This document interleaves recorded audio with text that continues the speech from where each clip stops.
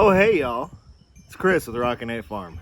How's everybody doing this morning? It is a beautiful morning and we are going to be shooting a video today. Jess isn't out here with me right now, but she's getting ready for work. She has to leave the house for work today.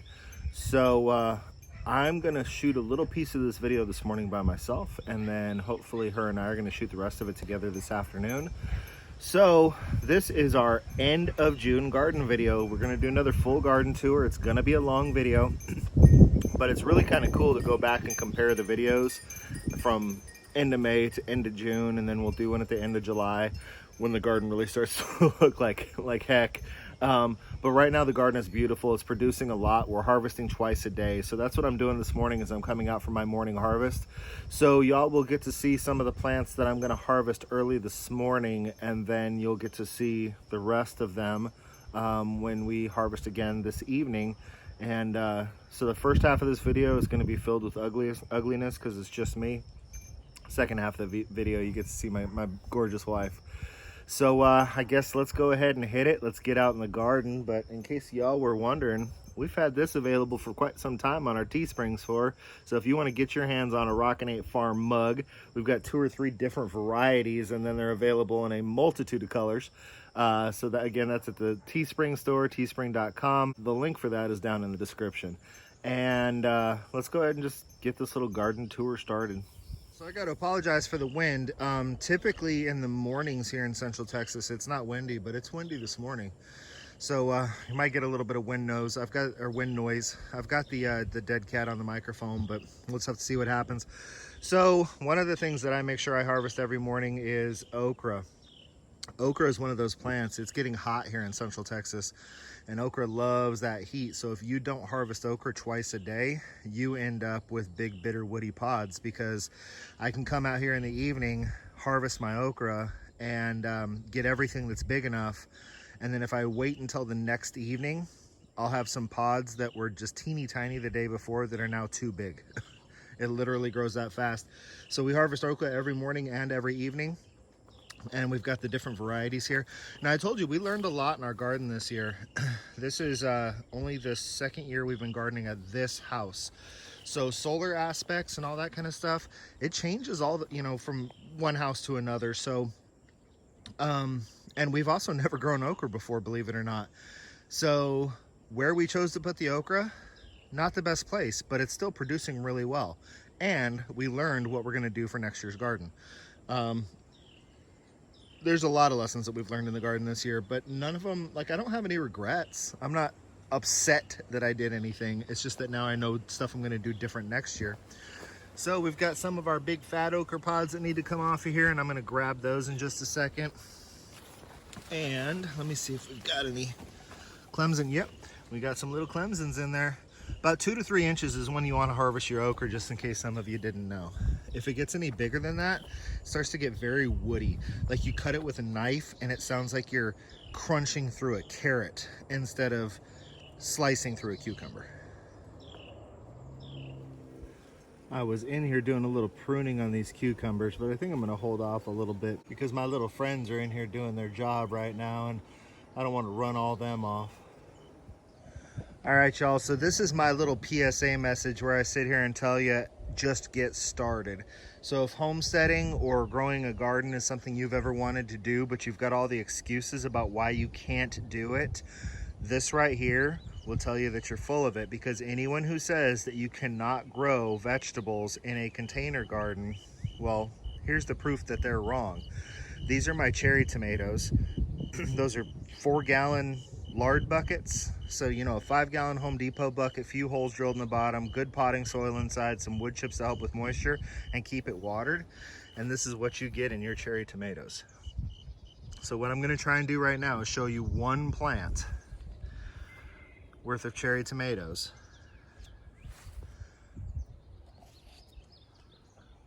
And you can see that this one plant would have us in cherry tomatoes for quite some time.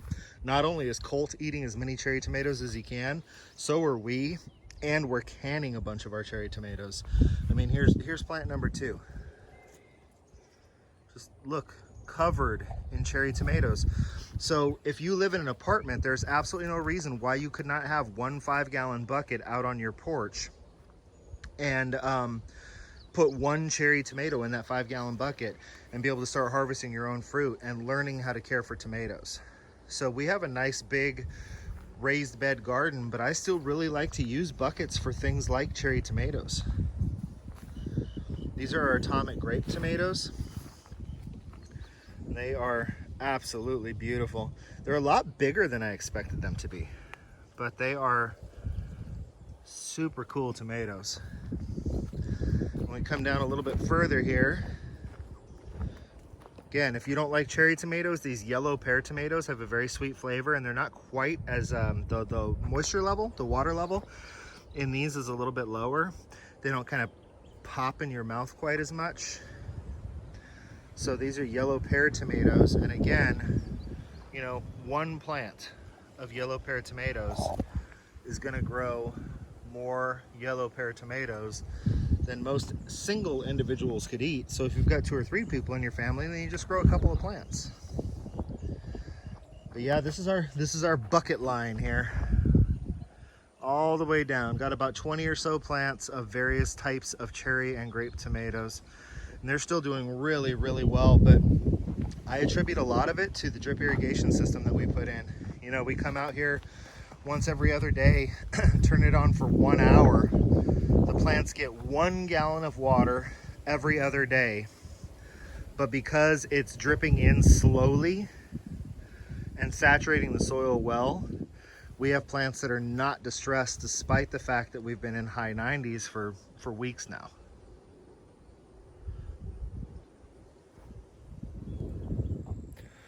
All right, y'all, so I showed you the okra and I showed you that I was pruning cucumbers, but I didn't really show you the cucumbers. I showed you the cherry and grape tomatoes. I don't want to go too nuts out here this morning with filming because I really think there's some things that Jess is going to want to show y'all. I'll give you a quick peek of this morning's harvest. So there we go, absolutely gorgeous fruits and vegetables. You know, that's the thing about like organic gardening. I mean, I don't claim to be like an organic gardener because I'm not certified organic or anything like that. But, you know, what I use for pesticide is a garlic and hot pepper tea that I spray on the leaves. You know, what I use for fertilizer is an organic fertilizer. So your fruit are going to have some blemishes. They're not going to be perfect like the ones you see in the stores. And a little blemish, that cuts out real easy. So we got a pretty good cucumber harvest this morning. I don't want to show you the cucumbers area right now because it's really, really pretty and I want Jess to be here for that. So I'm going to cut this off. This is my morning harvest. You know, you got to see a couple of things. That's a few less things that Jess and I have to film tonight. And then we'll get back at you. So via the magic of YouTube, I will see you in about, 10 hours. All right, y'all, back. But this time, I got my lovely bride with me. Now we're gonna finish off this full garden tour, and I think we'll start right here with our melons, yeah? Mm-hmm. Good deal. So we've got what? We've got cantaloupes and kajaris, right? That's right. And I think when we did our little walkthrough about a month ago, maybe there was flowers. I think they were kind of starting to climb the fence, but y'all can see now, coming up on July 1st, our melons are in full production. We've actually harvested 4 of the Kajari melons, and we've got some cantaloupes that are really close. Like they're getting very fragrant, so you can tell that they're really getting close. But this area is a little bit trampled just because one of our female guineas has been in here trying to lay eggs, which is where we caught our little surprise the other day from the big old bull snake or rat snake that was in here. But that's what your Kajari start to look like as they start to ripen. That one's not quite ready yet, and that's a very, very small melon. And that's what we've noticed, is that a lot of the flowers that started producing melons in the beginning are small, and the ones that are starting to pollinate now are much, much bigger melons. All right, so coming into the garden here, you can see all the melons. We grow them along that fence, so they kind of grow outside the garden. But coming into the garden here on this first mound, this is where we harvest all of our garlic from. And these are our strawberry plants. We got these in the ground really late, so we are just letting them spread and send out their runners. And we're kind of hoping for fruit next year. We'll see if we get a fall harvest. I don't know. Some of our herbs are still doing really well. And I think this is kind of attributed to the drip irrigation system. It just does such a good job of watering so deep that things that are normally really starting to look like crud by now are still looking really good this year. Last year by July 1st, our garden was really starting to suffer. You remember that, don't you? Mm-hmm. And this year, everything is just luscious and gorgeous, and it's been well over 90 degrees for a good solid 6 weeks now. But the mint is still looking okay. It's getting a little leggy. We need to harvest it, but that's our fault. It's not the weather or the irrigation. Yeah, we've already pulled this marshmallow all the way down to the ground once. Now it's coming back up and it's sending out those beautiful marshmallow blooms. The baby one. Yeah, the baby one is still looking good too. All the berries are done producing, but they're really growing well, and we're letting them kind of stretch along the fence so they'll do well next year. We hacked this oregano all the way back to the ground, and it is in desperate need of harvesting now. Same thing with the sage. So all of our herbs are doing really well. We have more herbs in other places. Y'all, let me see if I can back up so you can get all this. That's our sweet potato mound. So to say that we really need to harvest some greens and throw them in some eggs in the morning is kind of an understatement. These sweet potatoes are going absolutely insane. The amount of greens up here is just unreal. For those of you that did not know, and so you don't get confused, regular potatoes are in the nightshade family. The leaves are actually a toxin. They have toxins in them. They're poisonous. Don't eat the leaves of a regular potato. But sweet potato greens are edible, and they're really, really good when you saute them or toss them in a salad. I prefer them sauteed with some onion and some garlic. So yeah, eat those sweet potato greens. You can go ahead and harvest those. And this isn't really part of the garden necessarily, but at the same time it is. All of our trees are doing really well too. So we're really looking forward to getting those in the ground when they go dormant this year. All right, so this is something that's actually kind of cool. Our walking onions are really walking lately. So I've talked to y'all about what these are, but let me kind of show you. So that's some of the top sets there. And like I said, what they do is they get heavy enough that the top set droops down and touches the ground. And then they start sending roots down and they start sending new greens up. So we've got a lot of our walking onions starting to walk. So we're just kind of letting them go a little bit this year. We haven't really been harvesting off of them too much because we really wanted to encourage them to spread. But the greens are edible. The shallot-like onion is edible, and it's a perennial plant. It just comes back year after year. So we have the ability to get that onion flavor even if we don't have onions. Our asparagus bed is going absolutely nuts. It just keeps sending up shoots, and then those shoots keep going to fern, and then it sends up more shoots, and then those go to fern. So for a first year asparagus bed, this is just looking really pretty. We've really been enjoying the ferns, and we really love seeing all these new asparagus spears coming up that in the next couple of years we'll be harvesting and eating. All right, my love, where are we at? We are at the Mexican zucchini and the yellow zucchini, or yellow squash, I guess, whatever you call it. Yellow zucchini, Mexican squash. Mexican squash. I get all confused. The squashy squash and the Mexicans. So we have stuff. we've been able to grab quite a bit. This one's a small one compared to some of the other ones we've had. Yeah, we try to get them before they get much bigger than this. This is actually the size that we try to grab them at. Sometimes even just a little bit smaller, but if they get bigger than this, then they go into zucchini bread. They are doing very well. We've come up with plans for them to do better next year. Yeah, we're gonna get on top of the calcium supplements sooner to help with the blossom end rot. But I'll tell you what, y'all, we've actually never done this well with squash this far into the season. So another reason that we're not going to put squash in this bed next year, not only because we're planning on planting coriander seed in here so we can just make this a what do you call that stuff that you put in cilantro? That's it, a cilantro bed. But if we can rotate where we're planting our squash, then we can help keep down on pest pressure from year to year.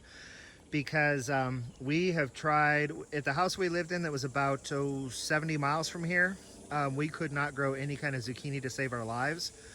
The yellow zucchini and the Mexican gray squash, we've been told, do well in this area of Texas, and they have done very, very well for us. So, you know, we're really excited about growing these again next year, but they're going to get grown in a new bed so that we can hopefully keep those squash beetles and those boar vines from coming in to check too much. Baby one, but it was ready. Oh yeah, it's absolutely ready. That's a perfect eating size. Do we want to grab that one right there? Or let it go a day? It's kind of small. I mean, we can grab it if you want to, but tomorrow morning maybe. Yeah, we'll get it in the morning. So we are harvesting twice a day now, as you guys already know. So we'll probably end up grabbing that squash in the morning. The basil is still doing well. I actually let it get away from me and it went to flower. So I just hacked it pretty much all the way back to the ground and gave it to the chickens, and it made their nesting boxes smell amazing, and it made their coop smell amazing. And now it's coming back really well. I mean, this Thai basil is actually even starting to flower again already. So this Thai basil is definitely very prolific. It does have a sweet, sweet minty flavor in a way. It's like it's got some zing to it, and it's sweet. Hey, y'all, can you smell it? Smell it. It smells good. I really wish we had smell-o-vision when we're out here walking in the garden. Now the dill, good Lord, y'all. We've got more dill than we know what to do with. We just keep harvesting it and keep plucking the flowers off and keep harvesting and keep harvesting. And we just hang it up to dry inside of our kitchen. And It smells yummy. Yeah, and I'm very, very excited about not having to buy any dill for any of our pickled products this year because we have so much dill.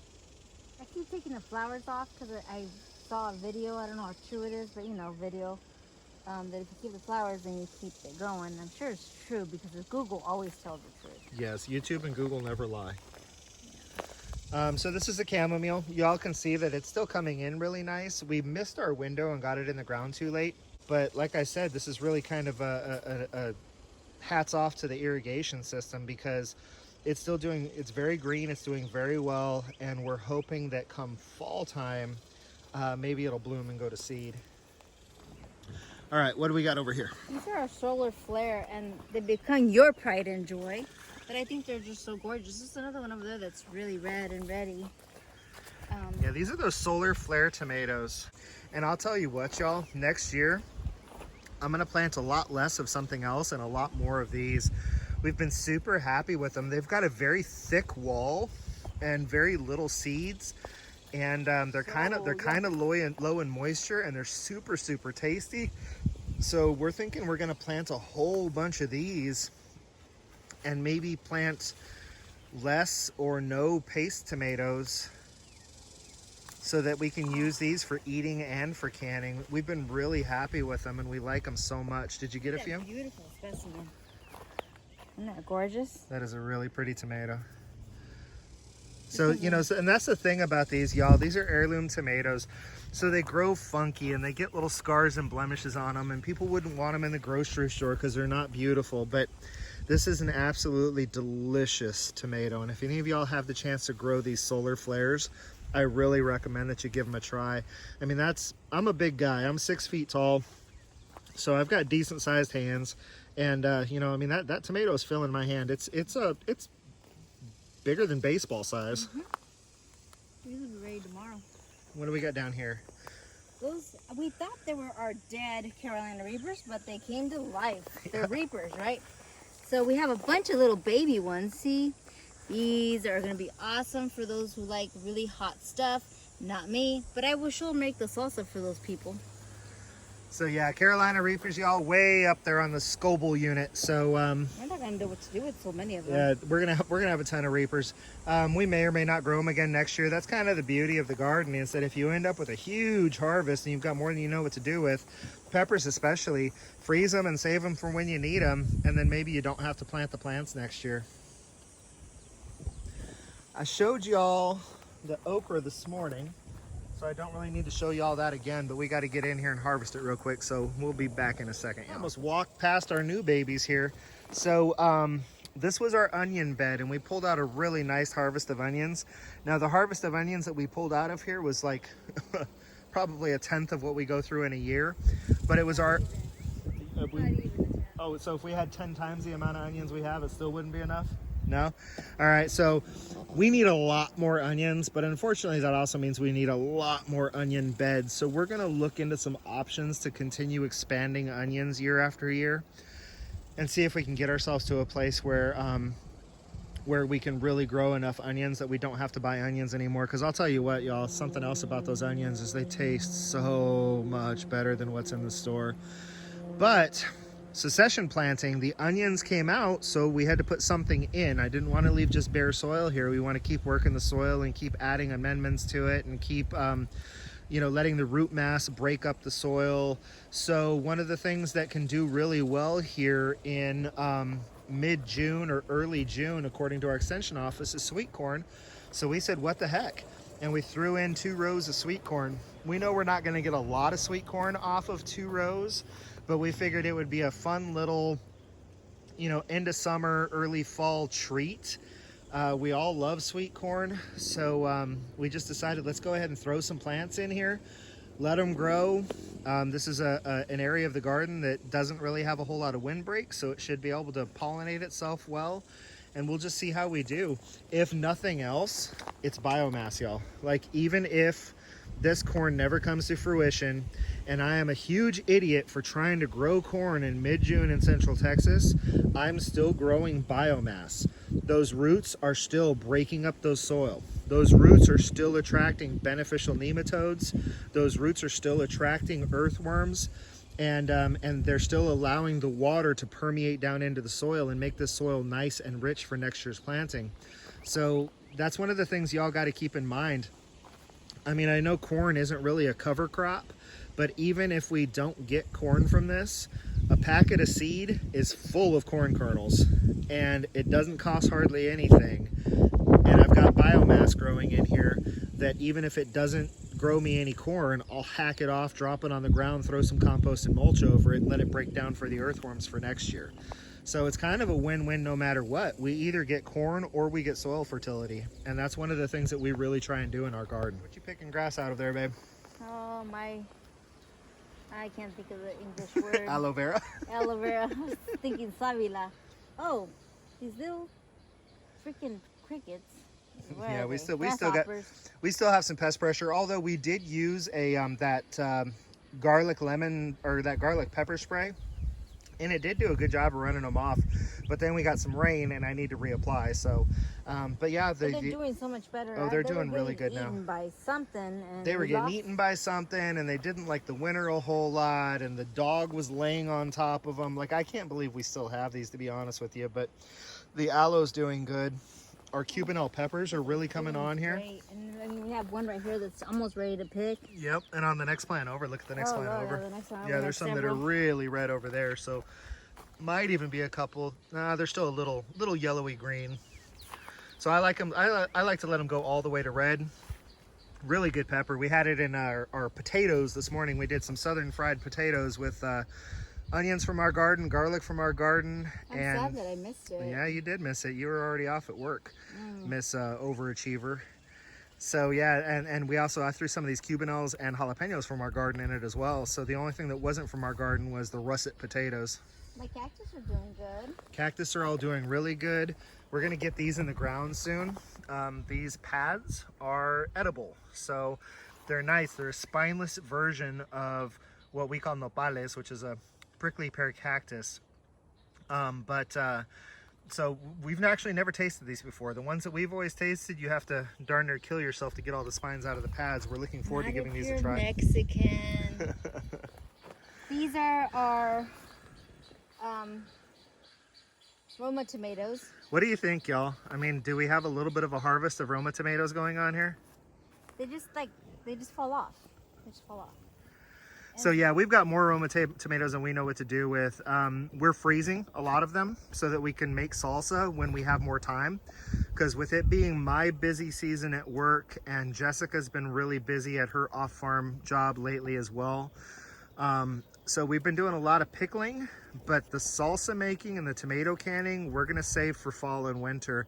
So we're just washing everything up, getting it into Ziploc bags, and freezing it so that we can come back and process these when we have more time. You pulled some of these this morning, right? I did pull, I probably pulled 15 or 20 of these off of here this morning.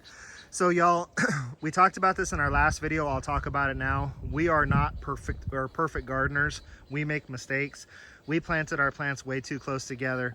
I'm gonna stand back here so y'all can see. So this is a 16-foot bed, and it's half Roma tomatoes and half Amish paste tomatoes. What I really should have done was the number of Amish paste tomatoes that are in this bed should have spanned the entire bed. And then I should have had another bed that was nothing but Romas. We didn't have the bed space, so we've been really fighting the pruning battle to keep the air flowing through these and to keep them from weighing down on the fence too much. And but you know what? I'm not gonna complain, y'all, because we are getting one heck of a harvest. I mean, just look at all of those green tomatoes right there that are gonna be inside of our house within the next few days. Same thing with the Amish paste over here. They're not very pretty, but they taste really good. Yeah, they're not a pretty tomato, but they taste good, and they are very thick walled. So these are going to be an awesome paste tomato. We have actually never made tomato paste before. We don't know how much tomato paste or tomato sauce or spaghetti sauce we're actually going to make. So I don't know if we'll grow these again, but they've been fun and they've been very productive. So yeah, next year, an entire bed of solar flares for sure, an entire bed of Romas for sure. And then I don't know if we'll do the paste or not, but you know what? Lessons learned. We planted these things way too close together. You know, they're 9 inches to a foot apart because just being dummies and not thinking about how tall they were going to get. And we know better because we've grown tomatoes before, but I put them 18 inches apart down one side of the fence, and then I put them 18 inches apart down the other side of the fence. Because, you know, of course they were going to stay on their side of the fence. They weren't going to grow more than 4 feet tall. Yeah, right. You know, lessons learned. Sometimes you just don't think through some stuff. We just don't stay on our side of the fence sometimes. Yeah, sometimes we just don't stay on our side of the fence. We have some green beans coming in. We have not had a good look with green beans. We have some here. We have a few in here that I probably need to get out. And we haven't had a whole bunch.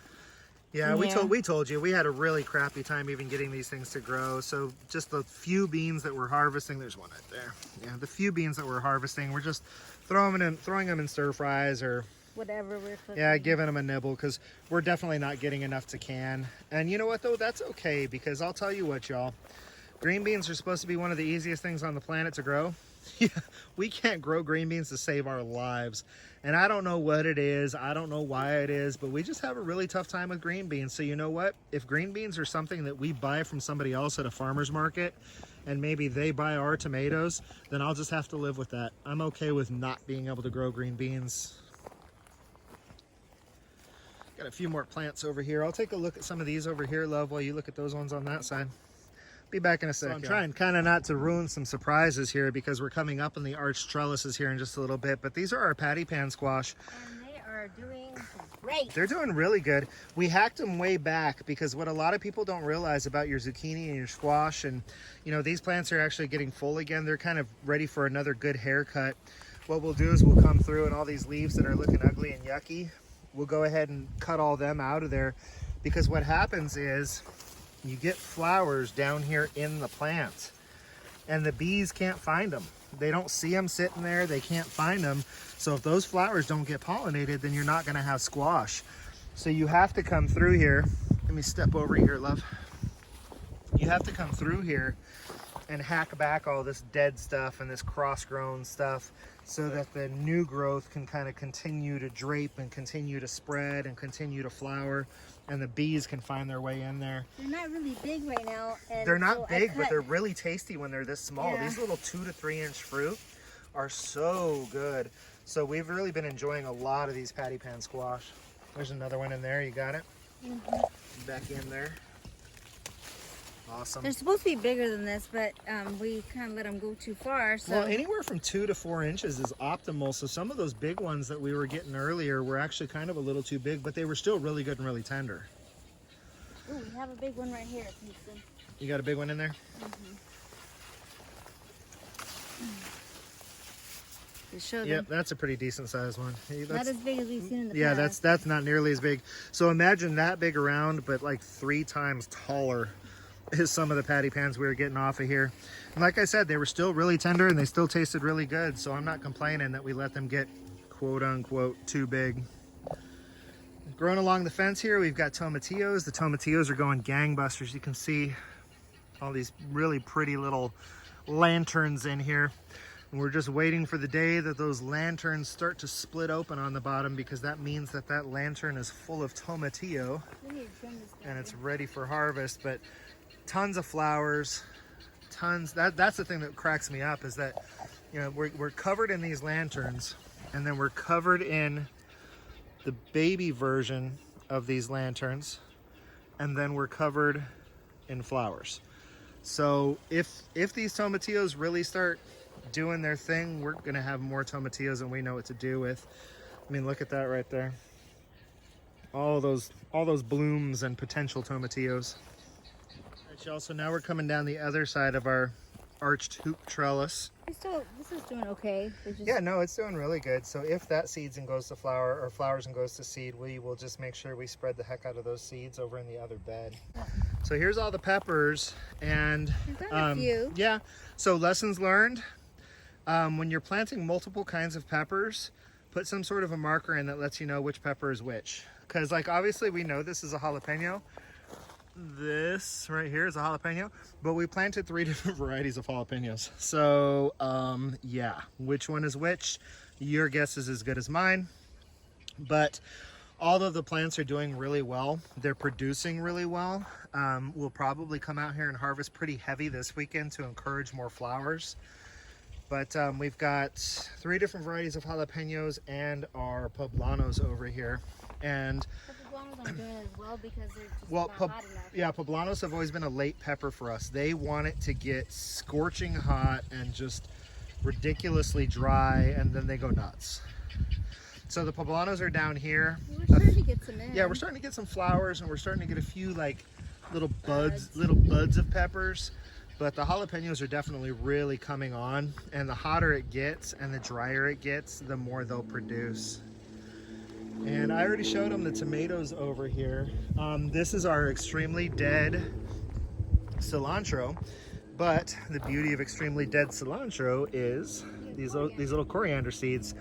So we've been harvesting some of them to plant cilantro in other places, and then we will harvest some of them to actually use as coriander. So just looking at the garden itself, y'all, y'all saw this box that I believe in last month's video or our last day of May video, but this is, yeah, I believe this box is in that video. Maybe it wasn't, I don't know. But basically what we're doing is we're getting the garden ready to expand for next spring. So rather than just having to kill ourselves all winter long, every month if I need to buy lumber, and we build another box. So this is the box that we put in the month of June. And this box over here, where there's not one now, but basically right here where that brick is and along there, we'll put in another one of these 16 by 4 boxes. And then right here in the middle where Jessica's standing, there will be another 16 by 4 box. And that's gonna close out our existing garden. But y'all, we already have plans to take that fence that has all those buckets on it and push it out another 10 feet, which will give us another box right about where those buckets are, and then another box right about where those buckets down there are, and then the buckets will move out to the fence. So we could potentially add another, just with those beds, 1, 2, 3, 4, 5. So it's 16 times 4 times 5. So that's an additional 320 feet of growing space on top of what we already have. And I don't think that's probably gonna be it. We've already been talking about running some other boxes like along that fence where my tools are, actually putting in like a really thin, like 2-foot wide box that goes all the way down the fence, and then planting peppers all along that box. So, I mean, at the very minimum, we're adding 5 more of these 16 by 4 boxes, but I don't think that's necessarily going to be it. And then we're going to have to talk about where we're going to go with our garden from there, because in all honesty, as big as this garden is, it's still what I would consider a homesteading subsistence garden. We're not getting a ton of stuff out of here to be able to sell. And I would really like to get this to small market garden scale. And then also I just really like the aesthetic appeal of it, so that if we ever did something like weddings here on the property, it's something that could actually add value to that as well. I mean, talking about weddings, do we really have to have a wedding? Yeah, I think we do have to have a wedding. We've already done too much work to get that ready. We can do more boxes and more stuff. Just push this fence out and say, hey, sorry, y'all, you're going to have to sit in the garden. Yeah. Well, I'll tell you what, let's get through the wedding and then we'll talk about pushing this fence out. So y'all have gotten some peeks here as I've been panning back and forth, but here's kind of the pride and joy of our garden. This arch trellis that we put in. I'll tell you what, y'all, you start walking in here, I wish you could feel it. The temperature drops 5 degrees easy once you get into all this shade and all of the moisture that the plants offer. So here on the edge, we've got our scarlet runner beans. Believe it or not, I haven't gotten a single bean off of them yet. Maybe I'm not supposed to be honest with you. I planted these because I thought that the flower was beautiful. To which my wife was like, oh my goodness, did you really? And the answer is yes. That is just so stinking pretty. Plus I was told that it's a perennial plant that'll come back. So I'm not sure exactly when these are supposed to go to bean. We had one bean. We had one and then I think it fell off. But it just keeps flowering, and y'all, it's just so pretty. And I know we got bees in here, so if there's any pollination going on, it's going on. But you know what, I mean, we just really love this. So I'm just gonna keep walking down here while my wife is staring up at the sky. And this is where you really start seeing some of the cool stuff. Look at those cucumbers just hanging down there. We've got the pickling cucumbers over here on this side. We've got the slicing cucumbers over here on this side. And the cucumbers are really just starting to hang down out of the trellis as they grow up higher and higher. And y'all, we're pulling a ton of cucumbers off of this. We've made a lot of pickles. We're gonna make a big batch of relish. We've done pickle slices. We've done pickled chips. We've done pickled ends. We've done. Is eating. Yeah, and Colt is eating a cucumber a day, plus any cucumbers we use for salads or anything like that. So this is just really awesome. Yeah, and I just love walking through here. Well, I wish you would have harvested before you actually went through here, because we had like 3 times as more big ones. I know, but I mean, I didn't want to show everybody this without you here, and I needed to harvest this morning because they were big and they were ready. Okay, well. So I did what I had to do, but y'all could have saw, I mean, y'all saw the bucket this morning. I pulled a lot of cucumbers out of here. This is only, what is it, 3 plants or something like that, babe? This right here, it's 1, 2, 3, 4, 5, 6 plants. Is it really? Yeah. Oh, I didn't know we planted that much. We just let them go. Yeah. All right, so it's about 6 cucumber plants. But I know a lot of people's gardens, you know, people are talking about like, I pulled 80 pounds worth of cucumbers and blah, blah, blah. But then I also realized just a little while ago when I was weighing up the cucumbers, cucumbers are heavy. So I think I weighed 4 of my cucumbers earlier, and those 4 cucumbers were 3 pounds. So yeah, we're pulling a lot of cucumbers off too, but I don't really weigh them in pounds, and I don't really weigh them in bushel baskets. I can just tell you we're pulling a lot of cucumbers out of here. Let's walk on down to this next really cool little spot. Yeah, this is my favorite spot. This is our favorite, even though nothing in here is ready to harvest. Y'all, look at how cool that is. Look how big this is. So this is our butternut squash, y'all, and there's just so many huge butternut squash hanging down out of this trellis. Knocks Chris out almost every day. Yeah, that one's right at my head level, so it's above my eye level, but right at the top of my head level. So I knock my head on it almost every day. So it's gonna let me know when it's ripe. But yeah, I'm trying to get some good shots here because of the lighting. That's a baby one compared to. There's one that's up in the trellis there. Where's some little ones that are Little just ones. coming in? The only small one we have is this one. That guy right there. He's I not thought we really- had some little, like 1 or 2 inch long ones. Well, we did, but some of them die if they don't get. Yeah, we They're have very lost a low. few due to lack of pollination because we've had to really get in here and thin this out as well as far as the leaves go. And it's not real super easy to thin out because, you know, it's 2 feet above my head. So, Yeah, I don't help with that. but, you know, I mean, we're just really impressed. And we just stand here. Like when we get done talking, we stand here and just talk about our days. And I try not to get knocked out by that big boy there. I don't see any babies right this second. I'm sure they're there somewhere. I'm sure they are too.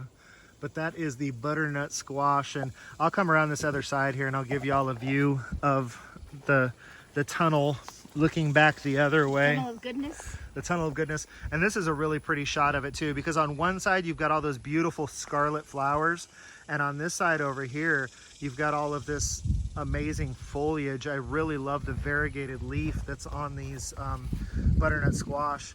And so you just look down through there and you see all the squash hanging down in there, and the entire tunnel is green all the way through. It's full sun right now. I mean, if you look this way, you'll see that, you know, we don't have a lot of shade in the garden right now, but it is completely shaded all the way through there. And it's just such a pretty nice addition to our garden. And we can't wait to get the 2 more beds in on the other side of these, because those are going to have arches as well. And it's just going to be a long, you know, 32 feet long of arch. We're really looking forward to that. All right, y'all, so that is our last day of June garden tour. Now, by the time y'all actually see this, I think it's probably going to be June 8th, because tomorrow is June 1st, but tomorrow is Wednesday, which is my normal video posting day, and there's no way I'm going to get this edited tonight.